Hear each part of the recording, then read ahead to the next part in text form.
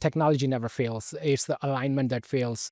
Sunil, thank you so much for being here. How do you see the role of IT leadership evolving in the next 5 years as digital transformation becomes more of a baseline expectation? The evolution is already here. And I don't think it's 5 years, but maybe 3 years. I see IT leaders as more business oriented and business leader who are more tech savvy.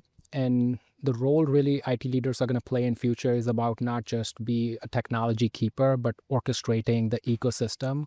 And how do you really connect the technology with the outcome and the purpose? I think that's the key responsibility for digital leaders going forward, is to really understand what drives the impact, and then how does technology gets us there. I do think the focus is going to be more about how do we really understand what's impactful for our business going forward. What challenges are organizations facing when they're pursuing this digital transformation? And then also, how do leaders avoid them? I think many organizations are just chasing technology or tools before the purpose. And we got to really think about what outcomes that we want to drive, as I talked about how leadership should be thinking about this. And I do think when you have clarity about where you want to go, that's where the path to technology adoption becomes more clear. Because in my mind, I think the biggest pitfalls are adoption, and it's not technology success. Technology never fails. It's the alignment that fails. So I tell everybody that as we start new era of these technologies that we are not familiar with, just think about adoption is not optional.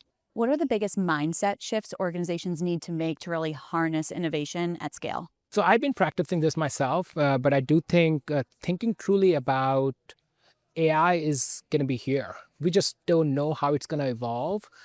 So just be nimble and have that leap of faith to try it. And I also think it's should not be kept in smaller silo teams. Everybody should be empowered and educated about this new technology era that's happening.